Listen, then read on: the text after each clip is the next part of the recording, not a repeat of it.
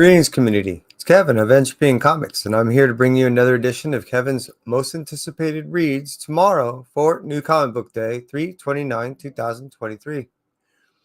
Well, happy New Comic Book Day if you're seeing this on Wednesday, and if not, well, I appreciate you being here and checking it out the day before. Let's start off with Marvel, cruising over to Strange Academy, issue number 5. Now, this Strange Academy Finals is the second volume of Strange Academy. The first volume consisted of 18 issues, 3 separate, I guess you can consider them arcs, you know what I mean? It was, I don't know, it was one to me, neat little storyline. And then, who knows after issue number 6 what's going to actually transpire because it's supposed to end. I'm curious. But, I'm just enjoying it as it's happening. And yes, issue number 5 is pretty high on my list. Moving on from Strange Academy, issue number 5, we're going to talk about Thor, issue number 32.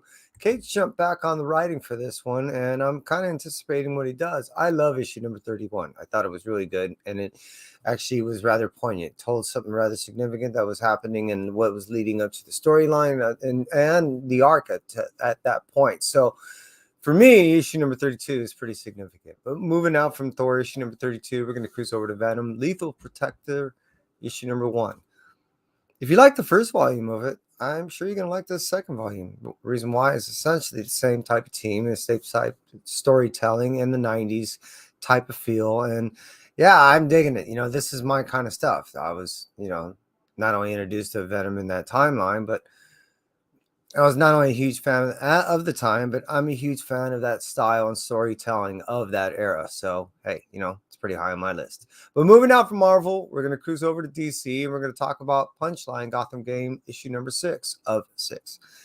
Yeah, this has been really great for me. I personally enjoy the fact that Punchline has been able to really set herself aside from any other character. She's not trying to ride a coattails of any other character or any other predecessor before. She's really made herself her own unique little character in this DC universe, and I'm really digging her. I really like Punchline.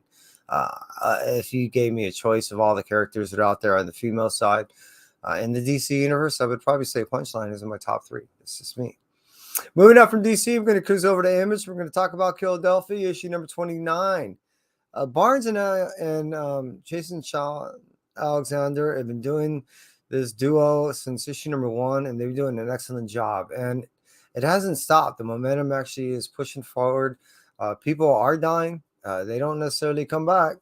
And it's getting rather heavy on what's transpiring, meaning the world is getting bigger, but the individuals that were in it and big players in it are no longer playing. So it's a changing world, ever evolving, and I'm really digging it. But moving out from Philadelphia, issue 29, we're going to go over and talk about Local Man, issue number 2.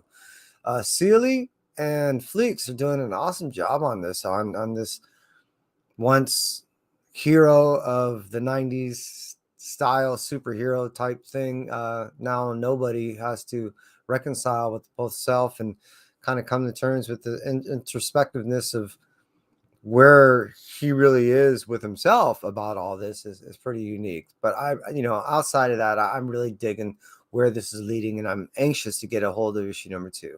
But moving out from Image, we're going to talk about King Spot with Toy. This is issue number 1. This is a unique all ages style story, and it's told by Brett Murphy.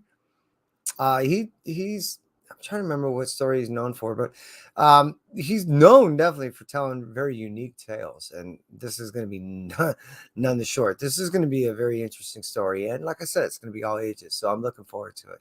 But we're going to cruise out from King Spot. We're going to go over to Boom Studios. We're going to talk about Mighty Morphin Power Rangers and Teenage Mutant Ninja Turtles.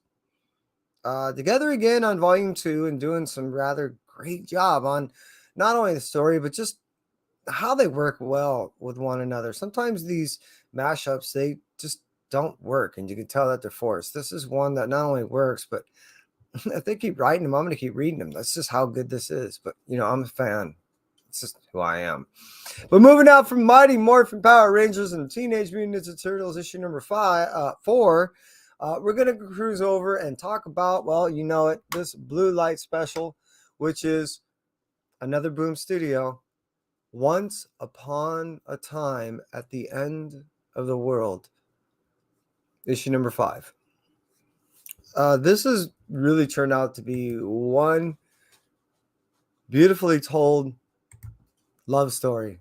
I really enjoy this story. When I really want to read something and take my time and appreciate the art for all it is, and really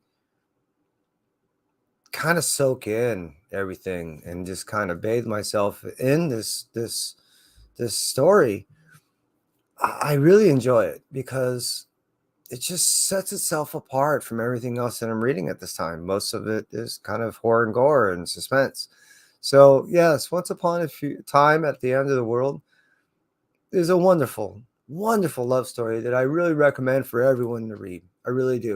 If you don't read it in the individual floppies, just wait a little bit and go ahead and pick up the trade. And that's it for me. Entropy. Thank you very much.